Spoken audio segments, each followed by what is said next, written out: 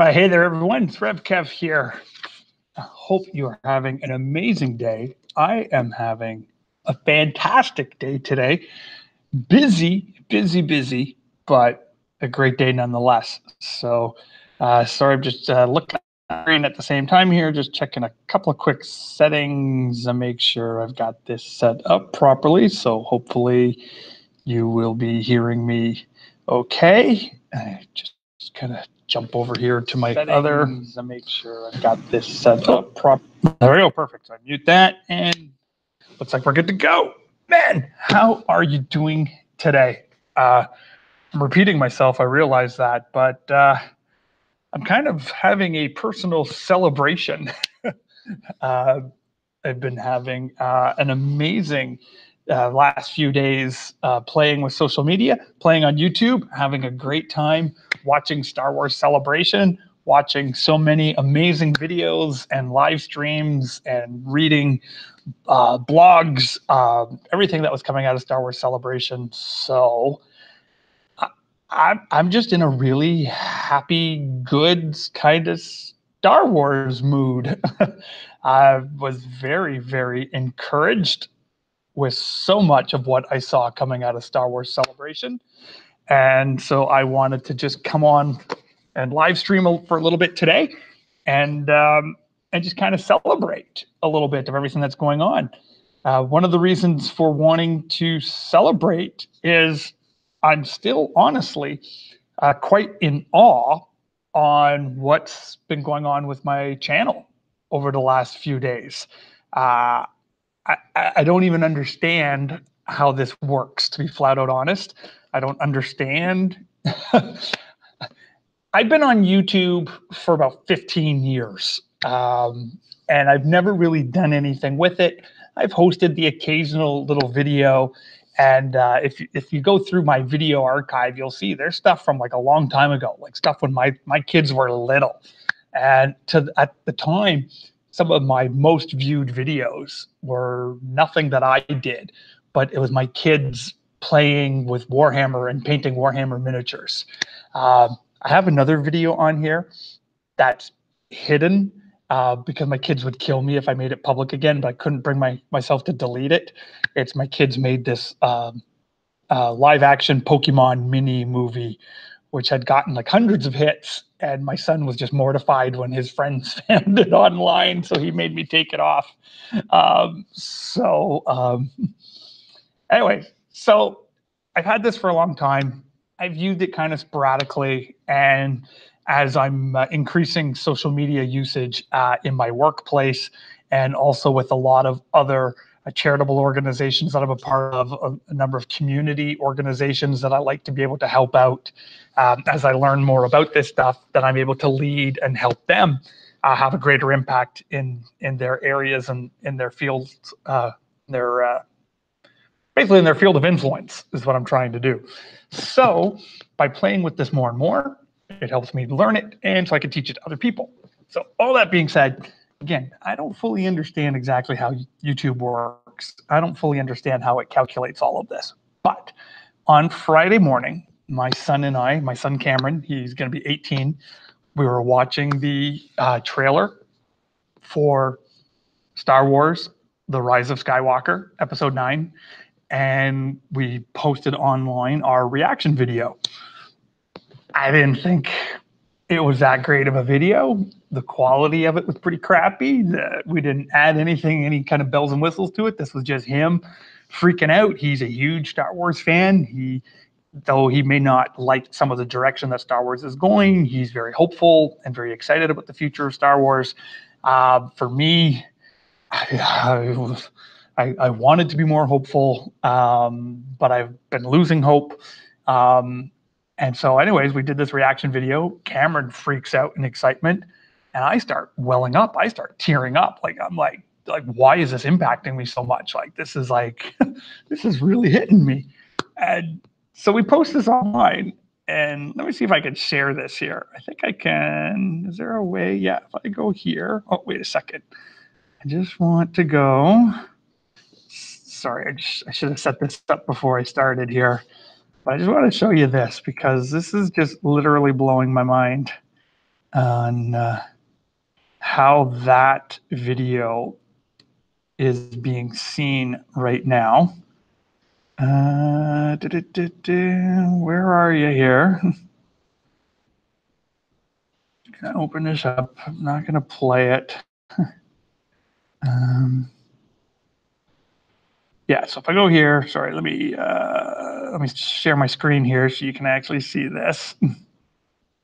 And application, let's share this with you so you can have a look at this. So here you can see this is as of right now on YouTube.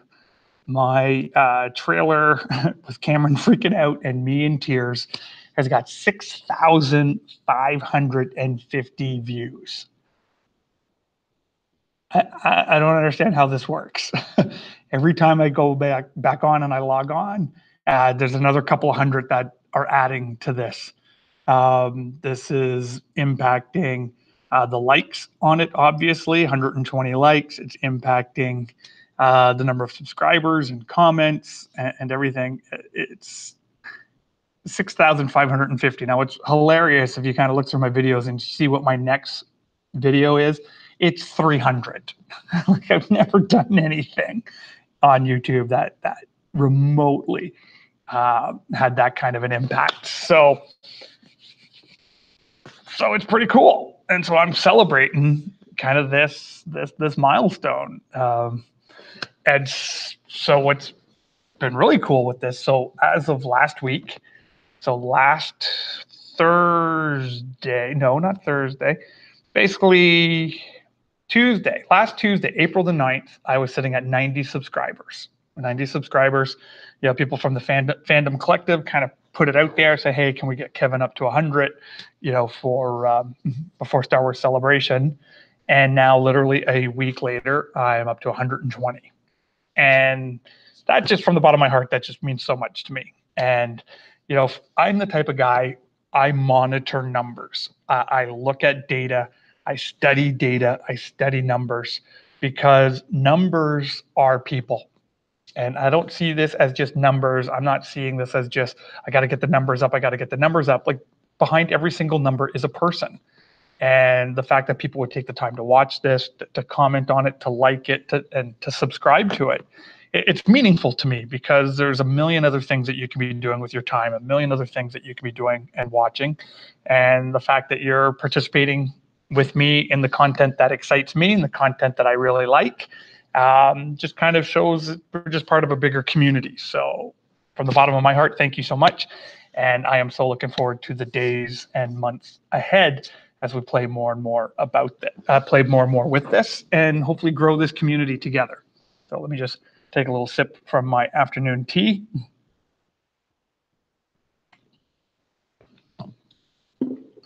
So one of the things that I want to talk about is one of the changes that I've been making on the channel. You see, for the longest time, I kind of had this hashtag make Star Wars fun again. This wasn't a political thing. This wasn't a criticism against other YouTubers or other YouTube channels. What I was finding for me,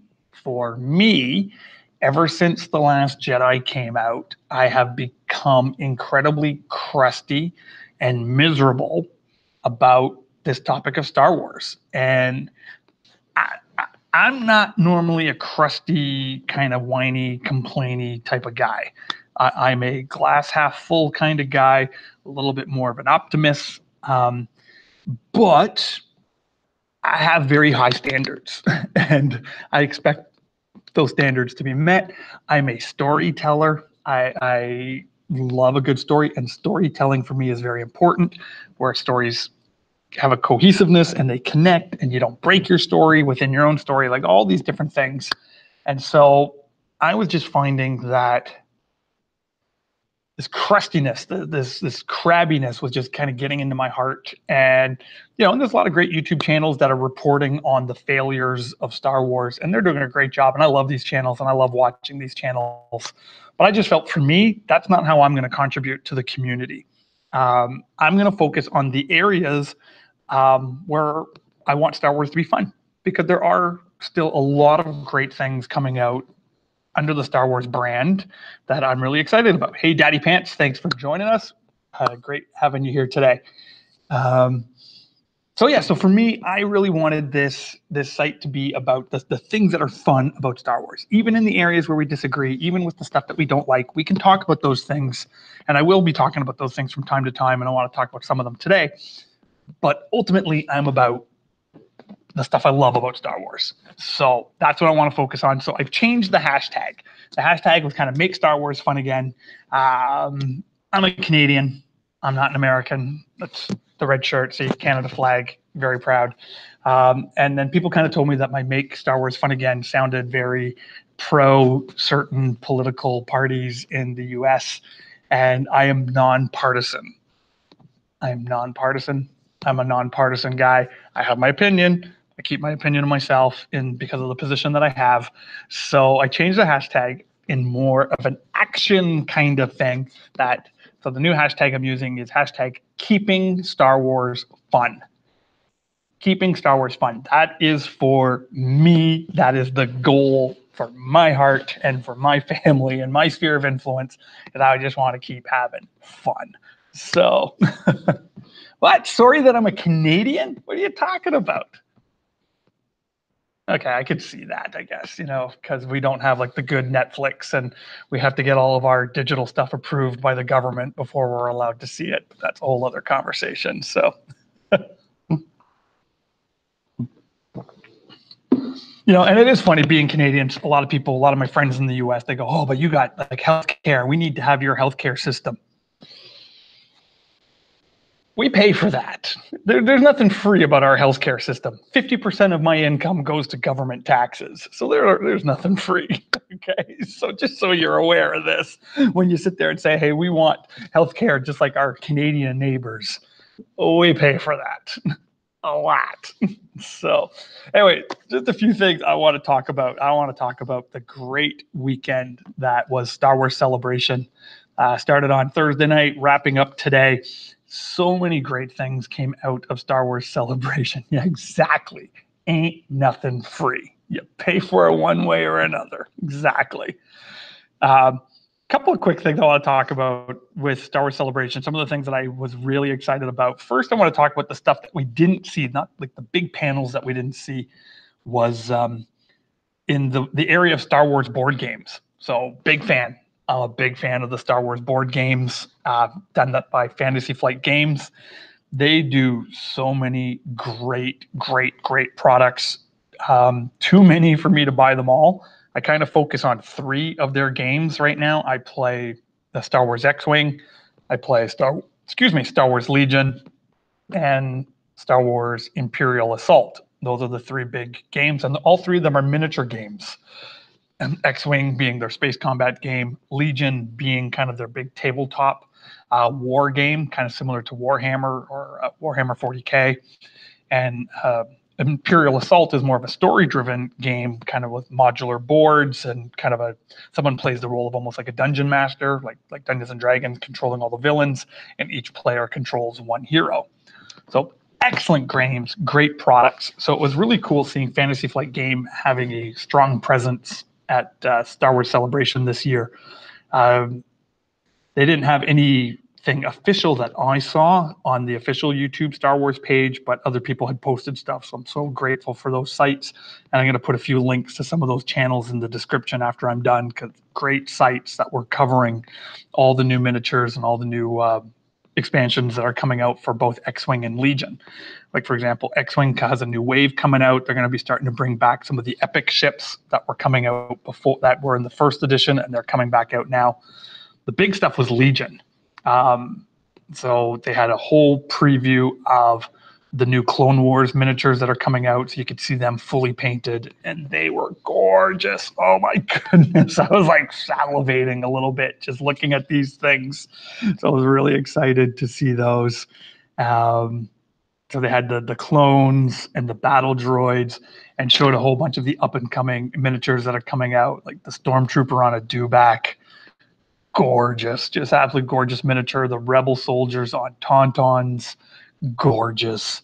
They had the limited edition Darth Vader figure that you could only buy at Star Wars Celebration, which they only were selling 100 a day, and they were selling out even before the doors opened. So that's kind of yucky.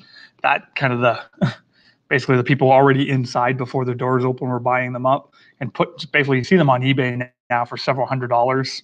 It's kind of a drag, but hey, free market. I guess that's the way it works. And I was surprised though, I haven't seen any footage at all come out for anything new for Imperial Assault. Now I could be wrong, but it just didn't. It looked like that there was nothing new for Imperial Assault presented anywhere at Star Wars Celebration. So I'm going to do some digging, see if I can double check that to make sure. But because I'd like to know, is it time to trade that game in and cash that game in and invest that money somewhere else? So that's what I'm kind of looking at. Because why keep a game that's not going to keep going, right? So. Sorry, someone's texting me. I better just check this to make sure my kids are okay. My kids are just fine. There we go.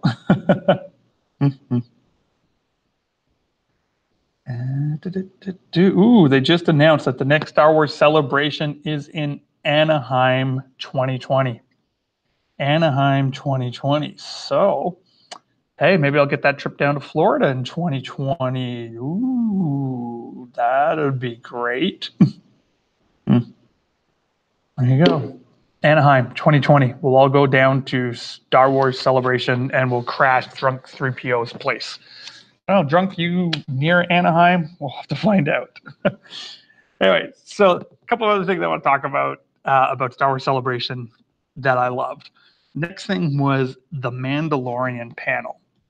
Did you guys catch that? That was awesome. I think if there's any area that I am most excited about for Star Wars, it's in the stuff coming out of the Star Wars Disney Plus streaming service. Between The Mandalorian and the Clone Wars, those two panels were just incredible.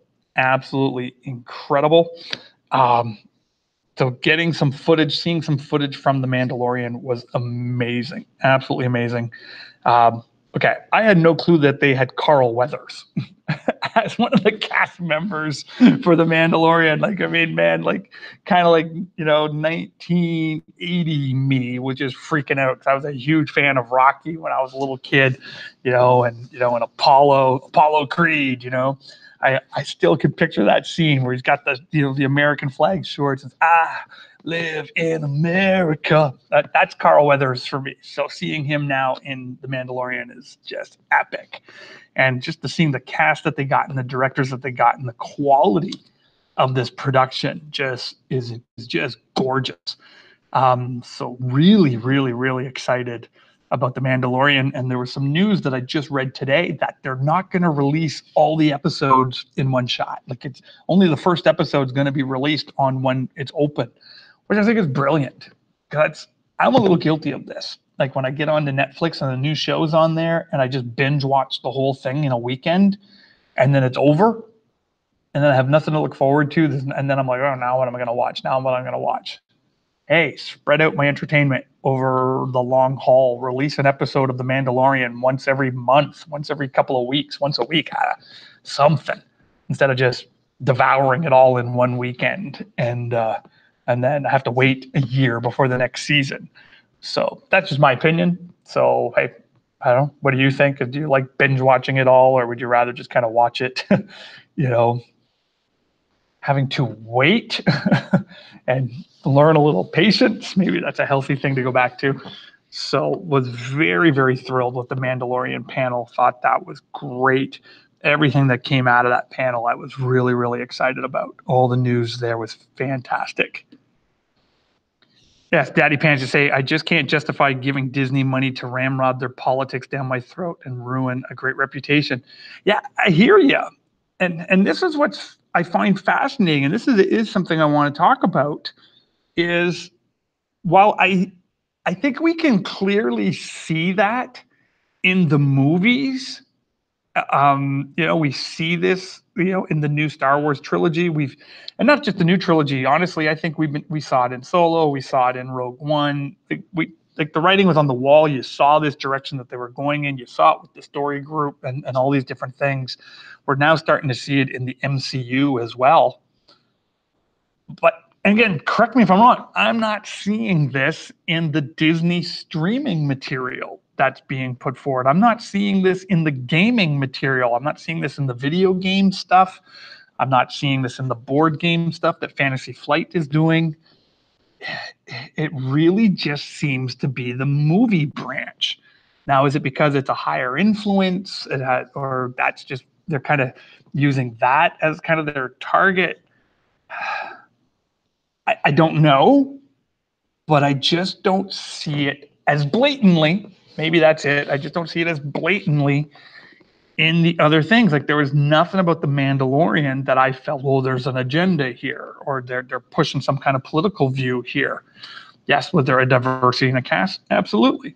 But we've always had diversity in Star Wars. Like diversity in Star Wars is not new, and it never had to be forced before. It was just a natural part of Star Wars.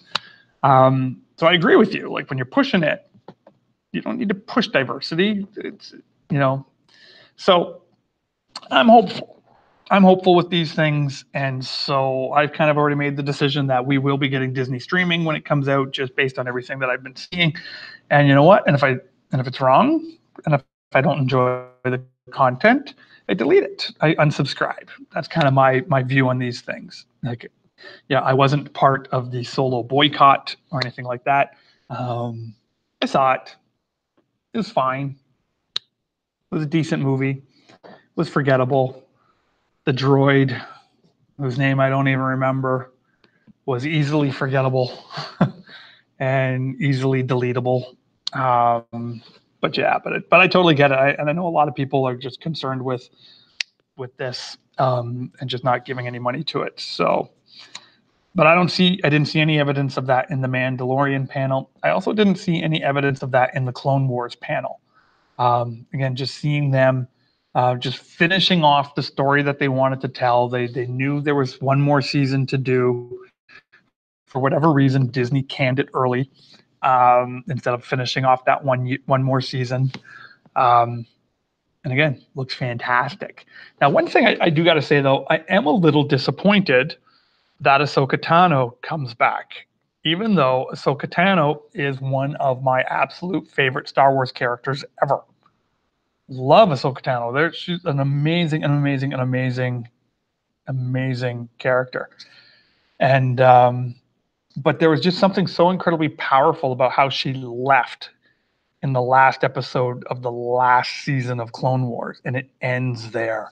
And that just creates such a cloud of darkness over Anakin that just gives him even more reason to turn to the dark side. So doing something, bringing her back, having them work together again, it's like you already had the woundedness to help go to the dark side set up. So now you're going to have to set it up again. And it just kind of seemed unnecessary. But that's just me. The Daddy Pants to say, I'm not going to pay for it nonetheless. Totally cool. I totally respect that. Leave the SJW narrative out. Let people be people. If we like it, we buy it. Totally agree. Lando shouldn't be pansexual. That was ludicrous. That was insanity. And again, it's glimpses of it, sure, in the movie. But this is what I find with these people, because they're trying to pander to all these different groups and trying to show this diversity. So you have all these interviews and you can say a character is pansexual, but then not do anything with it in the movie. Like, it's kind of like what's the author there of Harry Potter? I've never read a Harry Potter book in my life. Nothing against it. I've just never read one. Only saw a couple of the movies, and they're saying, "Oh, this guy's gay, and this guy's gay, and this guy's gay," but you never did anything gay. There was nothing about gay relationship in the movie. Then who cares? Like, it had nothing to do with nothing. So it's just so bizarre to me that you have all these press conferences and talking about the sexuality of characters, but it actually has nothing to do with the movie and nothing to do with nothing. So it's just so ridiculous. And so yeah, Tolkien. Are you asking if I've read Tolkien? Yeah, I've read Tolkien. It's been a long time. Since I've read Tolkien, but oh yeah, good. Tolkien, C.S. Lewis. kind of my big guys that I've read a lot. So good. Looking forward to that Tolkien movie. Oh, get that. Oh, that looks so good. Yeah, so go back. Clone Wars panel. Ahsoka Tano. Okay, cool. She's coming back. But they're going to have to do something again to wound Anakin to kind of just continue his journey towards the dark side. We'll see where that goes. Having to do something with Darth Maul. That's only because something was implied in Rebels. Okay, didn't need to see it, but it's cool they're doing it. So they basically make Ahsoka Tano go up against everybody who's cool, goes up against Darth Maul, goes up against Darth Vader, goes up against whoever's going to be next because she's still around. And so whoever the ultimate bad guy is for episode 9, if he survives, Ahsoka Tano can take him out too. So kind of cool, hitting through all the trilogies. And so it's pretty exciting. And then the last big panel, obviously, that was really cool to see was the episode 9 panel. So the Rise of Skywalker. So many conflicting messages I felt came out of that panel. Right. Yeah. Daddy Pants, I don't know if the Potter Arthur rolling. Yeah, I think that's her name. JR, I have no clue what her name is. I guess I just Google it. But yeah, I've never been interested in it really all that much, but that's fine. Episode 9 panel. So, a couple of things that were fascinating, and I took down a couple of notes while I was watching this, is the fact that they started with the original characters, the original trilogy characters. That's what they did. And that I felt was incredibly blatant of them. Like, you could have just started and brought out Rey and Finn and Poe Dameron and everyone else who's kind of, Rose Tico, bring all of them out because they're the new batch, right? They're the heroes we're supposed to be rooting for.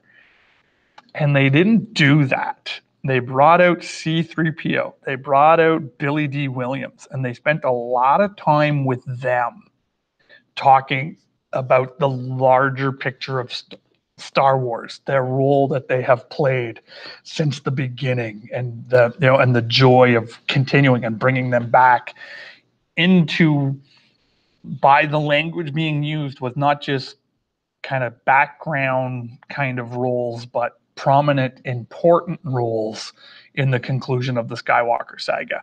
So that was interesting to me. And the language of Kathleen Kennedy was fascinating to me as well, where she kept saying, and I don't have the paper, I brought the wrong book with me here, but she was saying things like, I'm trying to remember the exact quote, but she was saying things like creating stories for the fans, listening to the feedback of the fans, wanting to get the fans excited, and they were back on that honoring what George has created language, which for me was a huge, huge, huge jump from 2 years ago with The Last Jedi, when the language was moving forward, something new, defy expectations, need new fan base, not catering to 40-year-old white men. All of the language that was used to show we are not catering to fans. We are telling the stories that we want. I mean, that's what Rian Johnson said, right? I'm not even listening to you. I'm in a bubble and I'm creating and doing what I want. Again, the language, so different, I felt, from this panel. So that was one thing that was interesting. Another thing that was interesting, I thought, about this panel was just the whole idea of the shipping topic. Now, I have a daughter who's 16 years old. And I asked my daughter, who's 16 years old, is it important to you as a 16-year-old girl to see these types of shipping relationships in Star Wars or in the Marvel movies or in anything else? Because I don't have the mind of a 16-year-old girl, a 17-year-old girl. Maybe there is a huge money market coming up for these movies for that. And my 16-year-old daughter looked at me and said, shipping in Star Wars is the dumbest thing. Just do Star Wars. She gets it. 16. And I would like to think maybe that was my parental influence on her, but that's her, that's her thing. So what was it about the panel where Poe Dameron kept making jokes about him and Finn getting it on and getting together? It was like, and then part of me, like, and I'm watching this and I'm going, oh my goodness, are they going to go there? And if they go there, they go there. It's not so much the content of it as just a necessity of it. But then you got John Boyega, like saying, nope, I like women. Nope, I like women. Nope, I like women. Like, would have nothing to do with this conversation. I was dying. My son and I and my daughter and I, we were all watching this together, and we're laughing our heads off because like he kept trying to make these jokes that Poe and Finn are getting together, and Finn's like wanting nothing to do with it. He's like, nope, single guy, like the ladies. It was just like, oh my goodness, it cracked me up. And then there was this interview that just kind of got released today, and oh my goodness, and someone's interviewing. I'm gonna have to pull it up. I'll put the description in the comments below. And they're like, oh, well, what do you think of Reylo? Do you think? And they're talking with Daisy Ridley, who plays Rey. And this interviewer seems to be so excited about this potential of Reylo happening in episode 9. And Daisy Ridley just stomps on that idea, just kills it because it's dumb. Okay.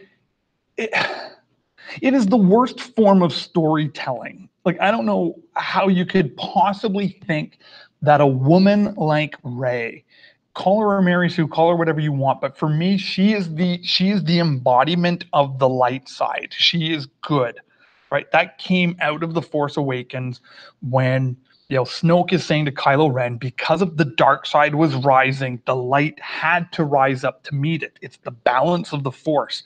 There's always light to meet darkness. So Rey is this embodiment of light. So sure, she'll be tempted. Sure, there's the dark side that will try to get in there, but she's the good guy. She represents this light. And for her to open her heart and open her mind and open her body to Kylo Ren is ridiculous. It's ridiculous because, and Daisy Ridley nailed it. She goes, there is no way her character could ever fall in love with a monster like Kylo Ren. I can't remember the exact quote. Like, he has killed way too many people. He is responsible for the death of the people that matter the most to her.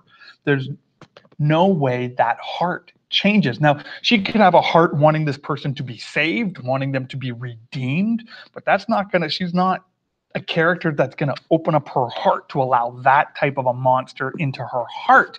It's insanity and I'm like, these groups, this is basic humanity 101. This is basic, love 101. This is like what feminism should be fighting for. Not to have Kylo Ren, giving her heart to some monster. Like, if that's the feminist movement, you've failed miserably. So you got to work on that. So thank goodness Daisy Ridley had that interview and just kind of hopefully put an end to this Reylo conversation, because it's silly. It doesn't mean anything. Yeah, see, my kids are teens and they don't care about personal relationships. Exactly. I totally agree, Daddy Pants. Like, it makes no sense. It doesn't add to the story. Having the little tension between Han and Leia, added to the story, to show that romance. And, but ultimately, I think that was in there in order to distance Luke from Leia, because it was just too predictable that Luke would get the princess. And I think George just needed a different reason for Luke and a different destiny for Luke, and kind of separating Luke out of the love story. So add the love story over there. It was a part of the story development for Luke, my opinion, as a non-professional storyteller. Right. And then you get into the whole Rise of Skywalker title and the Rise of Skywalker trailer. And this is where I read something today that J.J. Abrams has gone to release to say that the running time of episode 9 is 4 hours long. Pretty sure that was a joke. But everything in that panel, talking about episode 9, everything in that teaser trailer, for me, reeked retcon. We are scrapping everything from episode 8 and rebooting it.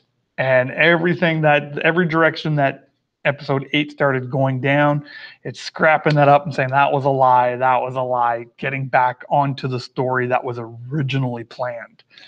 The whole emperor laugh at the end, for me, brought chills down my spine and tears in my eyes, which I think I'm thrilled that the emperor is back, but I'm kind of hoping it's not the emperor. I prefer it to be some kind of holocron, clone, something, because just like in the expanded universe, there was a comic book called Dark Empire, and it was Luke Skywalker having to go to the dark side because it turns out the Emperor had created all these clones, and he could send his essence into the clones, and that's how he could live forever. And by that happening, for me, it takes away from the sacrifice of Anakin Skywalker.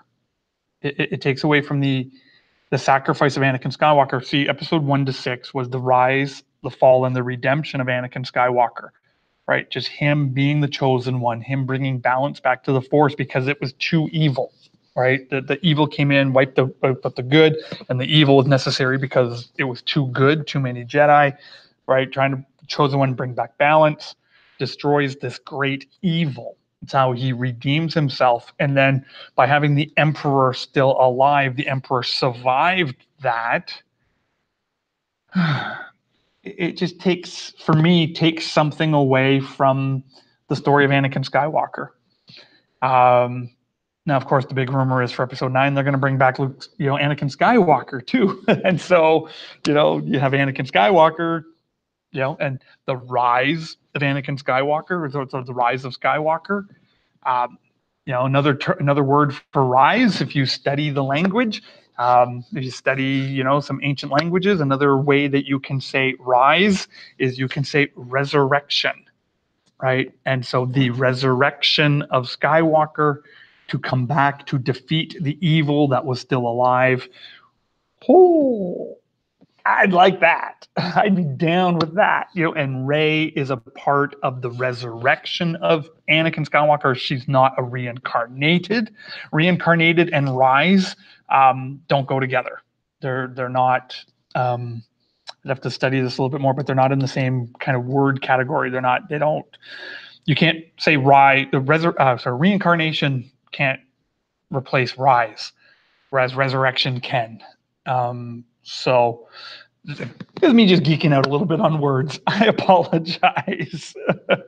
And so yeah, I would be totally cool with a resurrection of Anakin Skywalker to defeat the Emperor who somehow survived, and Rey and Poe and Finn have got to go on this mission to somehow be a part of this mission to see Anakin Skywalker resurrected. That could be a lot of fun.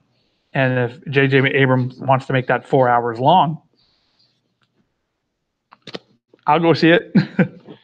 Sorry, I haven't checked my text here. What did you say here, Daddy Pants? You say Kylo side chopping a random guy in the trailer. Yeah, again, lightsaber should have just cut that guy in half. Totally agree. Kylo's invisible. Wasn't the guy actually attacking? Shoddy action choreographing. Well, and that seems to be Star Wars these days. Like, man, when you look at the fight scene, like in episode 1, let's go here. So many people, and I'm one of them. I have to confess this. I was an episode 1 basher. I was 28 years old when episode 1 came out and was very disappointed with it because I had built up what I wanted Star Wars to be in my head. So I was a hater. I'll admit it. I confess my sins before the world. However, Obi-Wan Kenobi and Darth Maul and Qui-Gon Jinn, all of those battles were epic. Probably some of the best stuff we've ever seen in Star Wars. So in episode 1, I loved the pod racing. I loved Obi-Wan Kenobi. I loved Darth Maul. I loved Qui-Gon Jinn. I wasn't a fan of Jar Jar Binks. I understood what he was there for. And you know what? My kids loved them.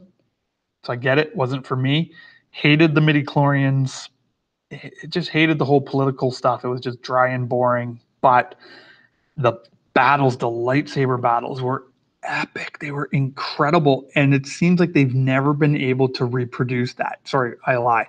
They reproduced it in episode 3 with Anakin Skywalker and Obi-Wan Kenobi. You know, Hayden Christensen and Ewan McGregor trained their butts off in order to be able to do what they did. It was mind-blowing how good that was, right? That lightsaber battle in episode 3 was probably one of the greatest things ever. And it just seems like the lightsaber fights in the sequel trilogy, like, do you understand how lightsabers work? they like Kylo Ren taking a saber to the face should have taken his face off. Like, you know, you cut through steel ships with these things. Like Finn getting a lightsaber to the spinal cord. It's like, yeah, you need robot legs. You don't just get out of a bed the next day. I don't care how long you've been sitting in that back suit that you're wearing. You ain't walking again. Like, there's no more spine. This is Star Wars. This isn't Star Trek where you just take some device and go and you're better. Star Wars never worked that way. So, yeah, the lightsaber fighting is just, they just don't seem to get how lightsabers work in the sequel trilogy or how this fighting needs to take place. So, which I think is why George was brilliant in the prequel trilogy to make everything robots. Because if you had all of these Jedi Knights mowing down people, it would have been pretty nasty. There'd be body parts all over the place. There'd be limbs all over the place and torsos all over the place. And George is like, I need to tell this story to children. And I don't want to have body parts all over my movie. So I'm going to make them robots. You can kill as many of them. It's not disgusting, and you're not going to get a rated R rating. So George is a genius in storytelling. You know, whereas these people go, no, we're just going to mow through all these people and nothing happens. It's like, anyways. So, so the trailer came out. I thought it was good. I did. It gave me a little bit of hope that they're back on track. You know, Rey is still Rey. I'm just not interested in the character. I loved her in The Force Awakens. I was hoping that they were going to do something cool with her. They really got to retcon her well for me to be interested. I'm still interested in Finn. I like Finn. He's got to come into his own in this movie. Give John Boyega some meat to chew on. He's a great actor. He's a great guy. Make him a leader of leaders. The first movie, he's a coward and dealing with doubt. That should have been dealt with by the end of the first movie. By the second movie, he should have been coming into his own so that he could be this great leader in the third movie. So I hope they make him that great leader. Don't make him Lando's son, please. Just because they're both African American doesn't mean they're both related, okay? Don't make him Lando's son. And yeah, stormtroopers with lightsaber batons. I actually hated that in The Force Awakens because it just automatically assumed that they were trained to handle Jedi, but there were no Jedi. Right? It's just one of the, why do you have one of the, what would you use this thing for? It's specifically designed to fight against lightsabers, and it didn't make any sense. So, hey, Cameron, thanks for joining me. What am I most excited for in episode 9? I am excited.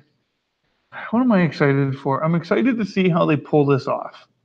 I'm excited to see how they end this. I'm really hoping, how can I say this? Here's the thing. Because they called the sequel trilogy episodes 7, 8, and 9, they made it a sequel to the other trilogies. So they have to be connected.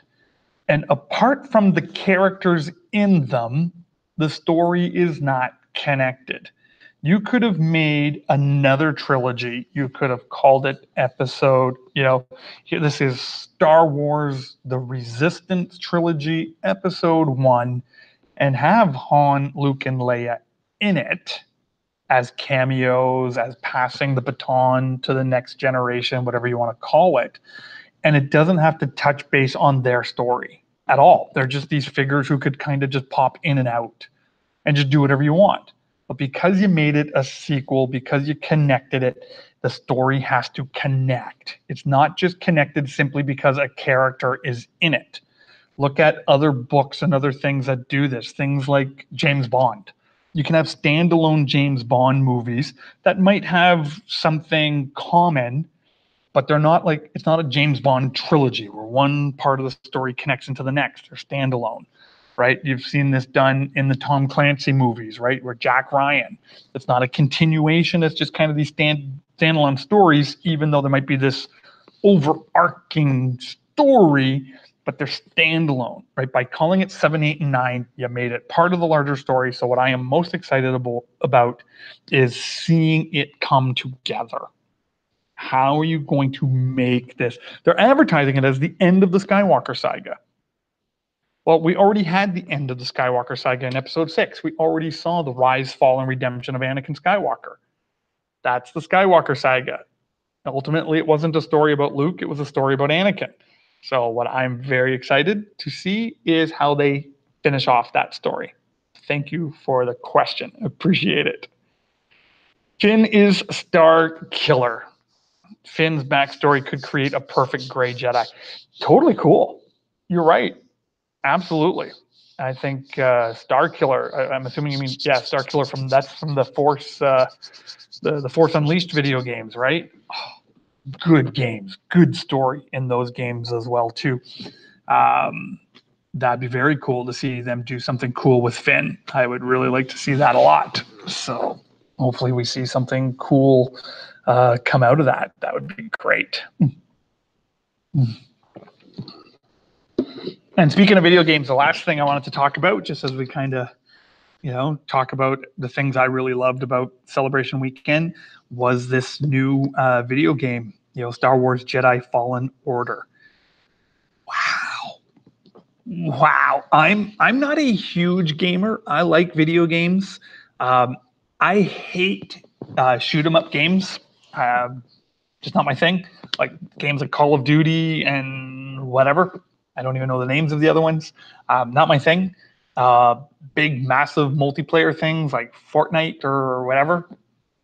Not my thing. I own Battlefront 1 and Battlefront 2 only because they're Star Wars. It's just kind of what I do. If it's got a Star Wars label on it, plop, I buy it. But I like a story. I'm a story guy.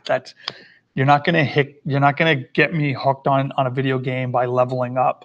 You're not gonna get me hooked on a video game by, I could finally unlock this blaster. I mean, I play Battlefront 2 now, and I log in maybe once every couple of weeks and I play it. I goof around with it for about an hour. But I spend an hour getting killed by 13-year-olds, who are cussing me out and chewing me out and calling me names. So it's not a lot of fun. But it's a beautiful game. I love looking at it. I love listening to it. I love just walking around in the levels because it's totally Star Wars. It looks great. But you want to hook me in a game? Give me a good story.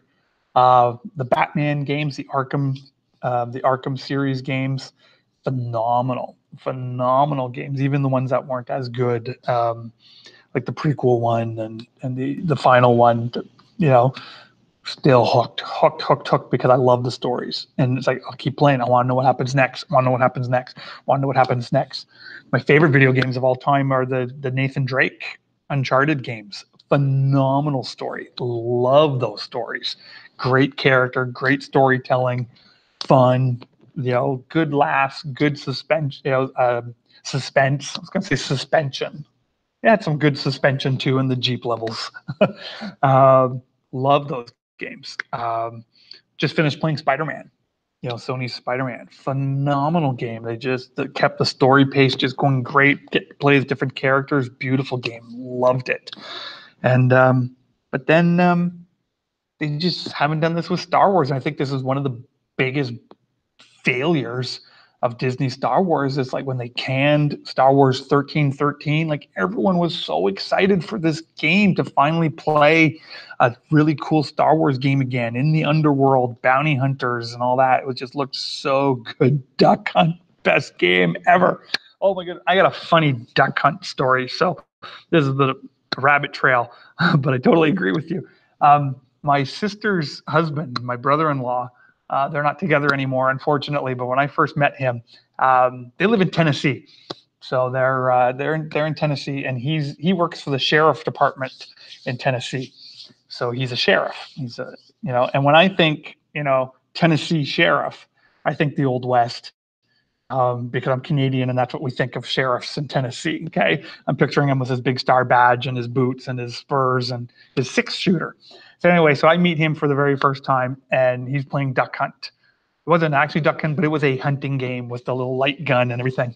So here's like the sheriff, of the town playing this game. And then here's his new dorky brother-in-law that he hasn't met before. And we play and I beat him. And I felt pretty proud of myself that I was out shooting, the town sheriff. And so I kind of asked, hey, you're going to deputize me now, kind of put on the accent and everything. And he wasn't impressed. Thankfully, we've worked on our relationship since and we became pretty good friends. So anyways, whenever I think of duck hunt, I always think of I could have been deputized, as a Tennessee sheriff, because of my mad skills in duck hunt. But a bit of a rabbit trail. But anyways, Star Wars Jedi Fallen Order, getting back to story-driven video games, was missed, was a dropped ball. They could have been making loads of cash on this stuff since day one. And they thought the online thing and the multi-transaction was going to make them $1 billion, and it created more backlash and more hurt and more upset for them than anything. So to finally see them get back to this, pumped. And the fact that they got this, Cameron Montgomery, the actor who plays the Joker in Gotham, to get him to play this guy can act, and to get him to be the main character in this, kind of this Padawan learner who's in hiding, takes place 5 years after Order 66, like the ultimate dark time of the galaxy. Like there's no Jedi, like the Empire is taking control and just swiping through the galaxy. I was like, oh my goodness, what a great story potential, right? And this is the story that they scrapped from the expanded universe in all of the books. Well, I'm glad you think I'm awesome. I really appreciate that, Daddy Pants. I think you're awesome for actually sitting here and listening to me babble for an hour. So I really appreciate you. Thank you so much. And so this video game just got I had goosebumps, probably more than the episode 9 trailer, just seeing the cinematics that they got in this story and seeing this young Padawan kind of having to find his place with no master, with the dark side, and then bringing in the Inquisitors. Because that was one of the things I loved the most about Star Wars Rebels, were these Inquisitors that were coming after the Jedi there. It was like great. And so just seeing these stories kind of come to connect and see how they fit together, love that. I love the world building of that. So pumped for Star Wars Jedi Fallen Order. And for the people who are already online complaining, oh, I can't believe they brought another white dude. It's like, stop it. Just stop it. Okay. Oh my goodness, just please stop it. Just let everyone enjoy Star Wars. Buy your t-shirt that says Star Wars is for everybody and just stop it. Okay, we all just need to stop it. Hashtag keeping Star Wars fun. That's what we're gonna do. Drives me crazy. Oh, calm down, sip of tea. Very cool. Well, those are the things that I just wanted to highlight. I just wanted to get on here and live stream for a bit and chat for a bit. Thank you for joining me today, Daddy Pants and Cameron. And I did get a few other people jump in here and click like and stick around for a little bit. Appreciate all of you doing that. And working on, just so you know what's upcoming, is first episode of Captain Rex Remembers is coming soon. The script is almost written. Got a little busy at work. I get it as far as I was hoping to, and then Netflix went and canceled the Clone Wars on me, so I can't go back and watch the episodes. I've got to go off memory, or I got to go out and buy the Blu-ray discs. So I might go out and buy the Blu-ray discs in the next few days, because I'm trying to go off memory here. I don't remember exactly where the story goes. So, but I'm hoping in the next 2 weeks before, hopefully by not this Friday, next Friday, the next episode or the first episode of Captain Rex Remembers will be out. And I'm hoping to do one of those every 2 weeks. One of those every 2 weeks. Captain Rex Remembers. That'll be exciting. And looking at Star Wars Legion stuff and want to do some more painting videos for that. For some reason, people like watching me paint. So I'm going to get back into do a little bit more painting. And and we'll just find other ways to build the community and keep having fun together. Because you know what? There's a lot of amazing stuff happening with Star Wars. For the SJW stuff and the identity politics, you're right. It's there. It's there. I get it. It's there. But there's enough going on with Star Wars that we can kind of just put that on a shelf, let the people who called to fight that part of the battle, let them fight that out, and we'll build up the community and we'll strengthen the community here. And I think that will actually bleed over to the other side. I talk a lot with my hands because I'm French Canadian. And so I think as we build up, the fun stuff of Star Wars, like these games are amazing. If you don't play any of the Fantasy Flight games, I encourage you to pick one up and try it out. You'll love it. Some of the streaming stuff, there's so many websites and YouTube channels that are focusing on these things. I think the more we build into that community, it complements the other community, and we're seeing a change. I actually believe we're seeing a change. I think we're seeing a change. I do believe the voices from the Fandom Menace, Fandom Collective, and all the others, I think it's been heard, and I think we're starting to see a change that I am excited about. My hope has been restored, that Star Wars is moving back into the right direction. And so I am pumped, I am encouraged, and I'm just going to keep on celebrating. I mean, let's just have a little bit of fun. This is what just floors me about this whole YouTube thing. Last time I checked, I was at 6,555 views on my thing. And in the past hour, it got another 150 views. So now it's at 6,706 views. I don't understand how this works. I don't understand why my thing is being watched, but somehow the YouTube algorithm has just got a hold of it now, and there it goes. And so, yeah. Oh, I lost a subscriber today. Oh, that's okay. Hopefully they come back. But 119 subscribers. So thank you so much again, each and every one of you. It just means the world to me that you spend time with me. And thanks so much, man. Daddy Pants. Much love to you too. Really appreciate you being here. And so I'm going to sign off there now. Have a great rest of your day. May the force be with you, and look forward to talking to you soon. No, I'm not. You're awesome, man. You're awesome. Okay. And the Star Wars community that we're a part of is awesome. So get out there, like and share these videos, and let's just keep hashtagging, keeping Star Wars fun. May the force be with you. Have a great day. Take care.